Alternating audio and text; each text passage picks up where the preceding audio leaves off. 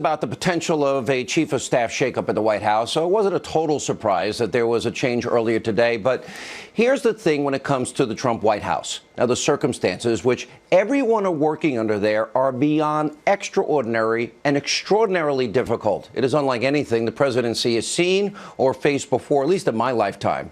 There are these five forces that are actively working to destroy, damage, delegitimize, and frankly, if they had their way, they want to run the president out of the office and overturn the election that you voted in.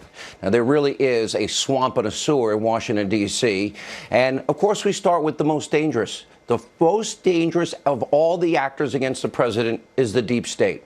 Look at this headline from Circa News' Sarah Carter, quote, exclusive, a top FBI lawyer, their chief counsel, allegedly under an investigation. Why? Leaking classified information to the media. So you have the FBI general counsel, their top attorney, now under investigation for leaking national security information to the media. And then, of course, you have the former director, James Comey, writing memos on government computers, classified information, we're told, removing that information and then having a friend leak it to the New York Times for a specific purpose to bring about a special counsel. And from there, the Trump administration has to deal with an unprecedented number of leaks. Get this. At a rate of more than 7 times the previous 2 administrations the Trump administration has faced. 125 leaks, deep state leaks in 126 days. And what we know right now about the deep state is only the beginning of it. And look, the intelligence community is filled with really, really great, good people that put their lives on the line. They love and they protect our country. We give them these incredible tools of intelligence so they can fight ISIS and radical Islam and Al-Qaeda and North Korea and Iran and Russia and China and all these countries that want to bring us harm. These people, they do an amazing job and they are truly patriots. But there's 0.1% in the intel community that have turned the tools of intelligence against you, the American people. They have unmasked Americans, and we're learning more and more about that every day. They are leaking raw intelligence to the press, and it's taken so much time and so much attention for all these people that are working so hard to serve the president, his agenda, and to serve the country, and they've been dealing with us from day one. This needs to come to an end. Some people need to be indicted and put in jail for the crimes they're committing. Now, on top of that, one of the big forces against the president, we know, the destroy Trump establishment media. People in this White House from day one have faced an abusively biased press that is obsessed with obscene conspiracy theories without evidence, Russia, nonstop. And it's taking up an enormous amount of people's time that work in the White House trying to serve the American people and advance the agenda.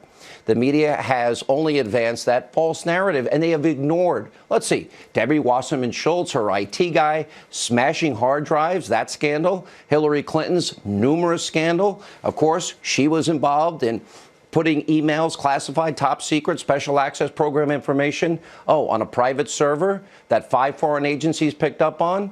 And then, of course, she destroyed 33,000 emails, and then she destroyed BlackBerries and iPhones with a hammer, and then she hands over to the FBI devices without SIM cards.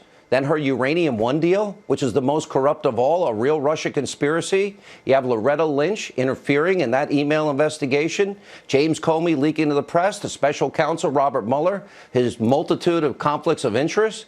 Then there's the obstructionist Democrats. Item 3 they've got to fight. They don't want this president to succeed. Not one of them, no matter how small the issue, even if it benefits you, the American people. Their singular goal is to resist at every single turn, no matter what. They're actually giddy. They were giddy yesterday that health care failed last night. The very health care system that they sold to you on false and broken promises that raised your premiums up to $8,000 on average. Remember the promise, keep your doctor, your plan, save $2,500 a year? Yeah, put that in the bin heap scrap of history as one of the biggest lies ever told. You throw in the establishment Republicans. What happened last night was a disgrace. They don't want the president to succeed either. Look at the pathetic display from Senate Republicans this week. 7 years of promises, and they couldn't even pass the skinny repeal. John McCain over and over and over again promising repeal and replace. All the others that voted to repeal in 2015, they couldn't do it now. And then you got the never Trumpers. They never supported the president. Their only hope in life is that he fails, the country fails, so they can say, oh, I told you so. Ask yourself this. Has any administration, at least in our lifetime, had to deal with anything like this? I know I've never seen anything like it. This deck is stacked against the people that are working in the White House. And this onslaught of attacks from every part of the D.C. sewer and swamp, well, it has made it incredibly difficult for them in the White House to get their job done. And instead of focusing on the president's agenda, they spend 85% of their day fighting back against these five forces. Those are the conditions that Reince Priebus and everyone else in this White House has to endure every day since day one. It's a political war zone. Now, Reince Priebus can leave with his head held high tonight. He helped Republicans win the House, the